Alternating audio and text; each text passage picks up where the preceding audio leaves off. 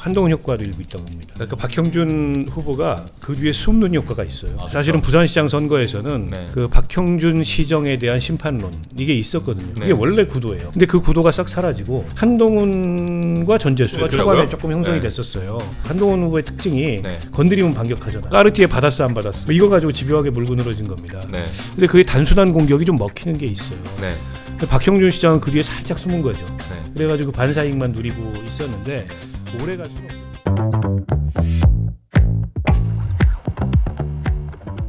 네 번째 주제를 한번 가볼게요. 영남이 수상하다. 이제 국민의힘의 텃밭인 영남, 이제 대구, 경북, 부산, 울산, 경남 요 5군데인데 이제 먼저 이제 부산 MBC가 의뢰해서 한길 리서치가 이제 1일에서 2일 이제 부산 유권자 1,013명 상대로 이제 조사한 결과를 보시면 이제 민주당 전재수 의원이 46.9, 박형준 후보가 40.7. 이렇게 해서 사실 좀 이제 원래 두 자릿수 이후로 벌어졌던 격차가 좀 붙고 있는 형국으로 나오고 있습니다. 이게만 말씀하신 뭐 영남권의 보수 결집 그리고 이제 공소취소 특검법의 여파 뭐 이런 것들이 아닐까 싶은데 뭐 이제 이게 점점 붙고 있는 모양새. 박형준 후보 입장에서는 좀 그래도 이 정도면은 초반에 비해서 분위기가 많이 좋아진 것 같아요. 그렇죠. 그러니까 사실은 이제 뭐 자연스러운 결집인 측면도 있고 또 지금 이제 공소취소 관련된 논란의 여파일 수도 있고 그리고 한동훈 효과도 일부 있다고 봅니다. 그러니까 박형준 후보가 그 뒤에 숨는 효과가 있어요. 사실은 부산시장 선거에서는 그 박형준 시정에 대한 심판론 이게 있었거든요. 그게 원래 구도예요. 그렇죠. 전재수 후보나 민주당이 집중적으로 만들어야 될. 근데 그 구도가 싹 사라지고 한동훈과 전재수 뭐 이런 구도가 초반에 조금 형성이 됐었어요. 근데 그거는 저는 전재수 후보 측의 실책이었다고 봅니다. 굳이 한동훈 후보를 거론해서 긁어부스럼을 만들 필요가 없었고 한동훈 후보의 특징이 건드리면 반격하잖아요. 바로 반격을 한 거예요. 그래서 까르띠에 받았어 안 받았어 뭐 이거 가지고 집요하게 물고 늘어진 겁니다. 근데 그게 단순한 공격이 좀 먹히는 게 있어요. 근데 박형준 시장은 그 뒤에 살짝 숨은 거죠. 그래가지고 반사이익만 누리고 있었는데 오래 갈 수는 없어요. 오래 숨어 있을 수는 없고 결국에 이제 박형준 시정에 대한 평가 그리고 누가 대안인가 요 이제 시장 선거 구도로 복귀를 빨리 하는 게 중요한데 여기서 중요한 게 이런 전체 선거에 영향을 미칠 수 있는 이 조작기소 특검법 같은 악재를 만들면 안 돼요. 그러면 그 결집의 속도가 훨씬 빨라집니다. 그리고 보수층 중에 이번 선거 포기하고 투표 안 하려고 했던 사람들도 꽤 있거든요. 민주당을 찍을 수는 없고 그러다 국민의힘은 마음에 안 들고 근데 이렇게까지 나오면 그 사람들이 행동하는 유권자로 변화합니다. 마지막에 가가지고. 근데 지방선거는 투표율이 낮아요. 총선보다. 역대 모든 지방선거가. 그러면 그 작은 차이가 결과를 가를 수가 있어요. 때문에 굉장히 주의해야 되고 전재수 후보 측에 제가 주문하고 싶은 거는 전재수와 하정우의 페어링 효과가 안 나타나고 있어요.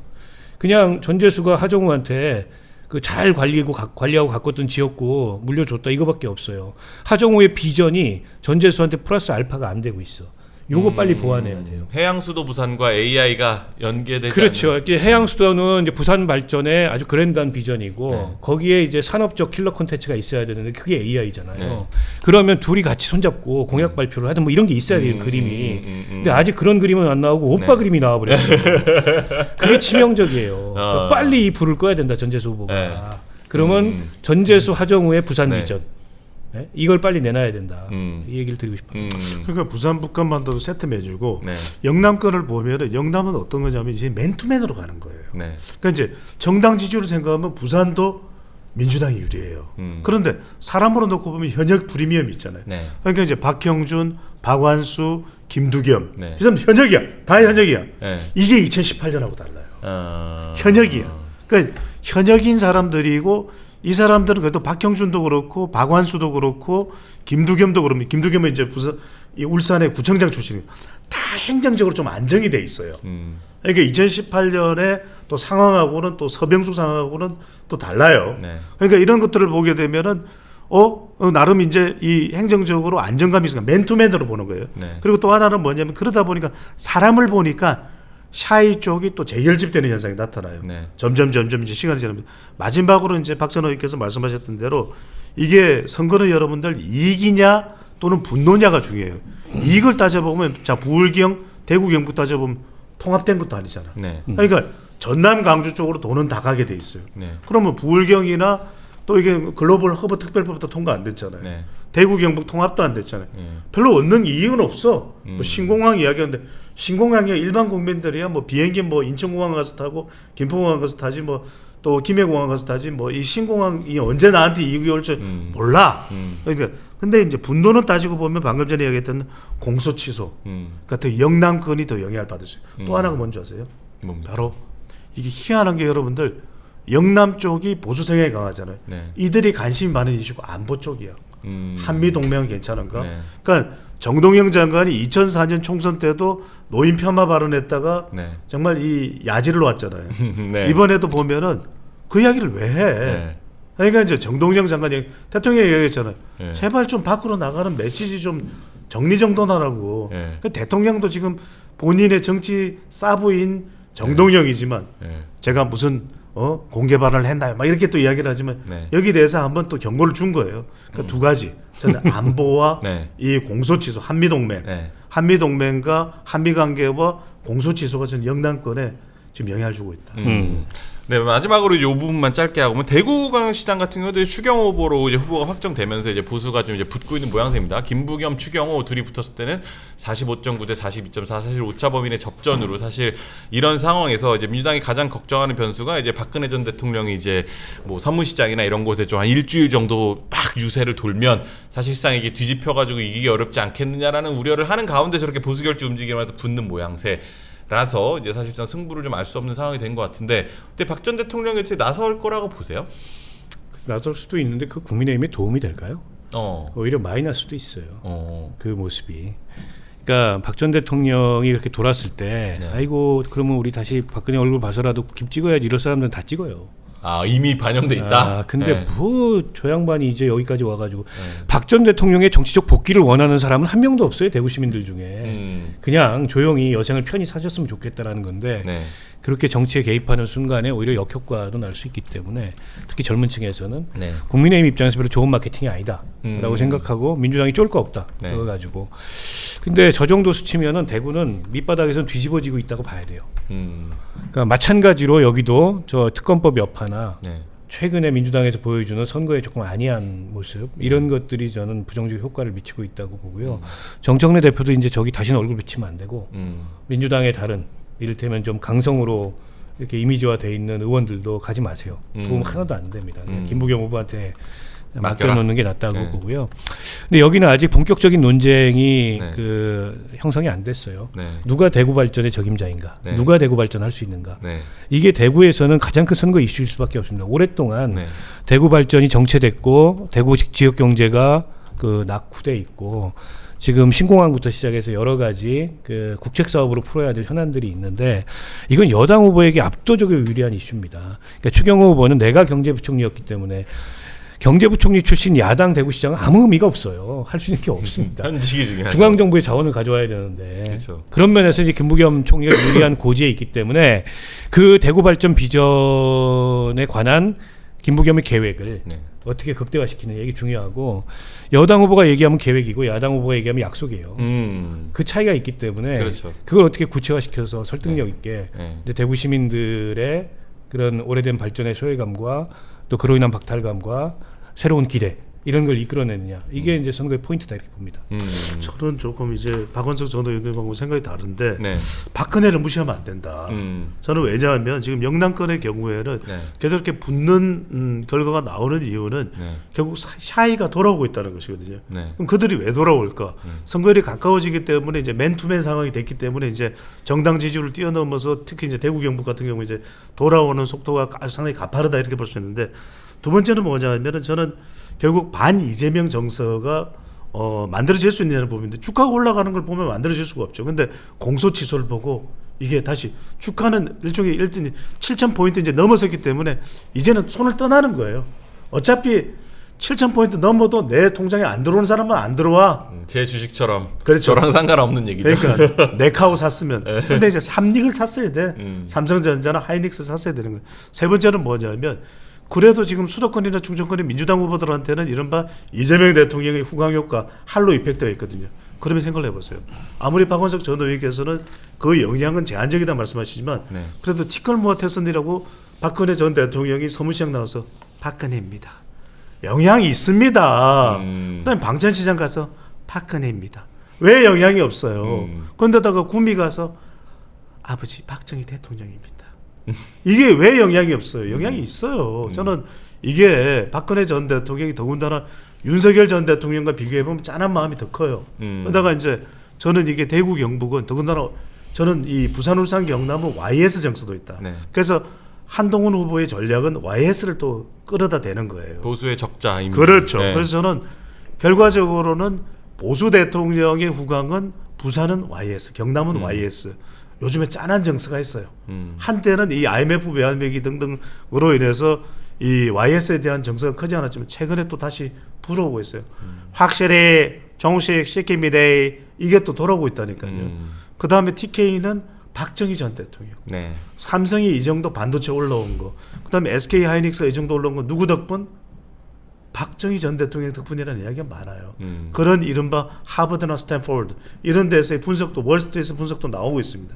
그런 거에 대해서 정서가 끌어오를 수 있기 때문에 저는 박 전 대통령의 후광도 뒷심도 무시 못한다.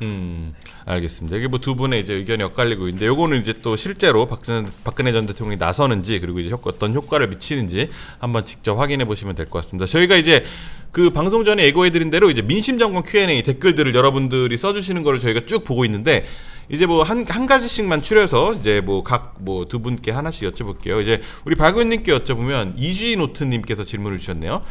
대선 당시 무소속 한덕수를 밀었던 국민의힘 국회의원들을 먼저 징계하고 한지아 의원을 징계해야 되지 않나요? 내로남불이죠.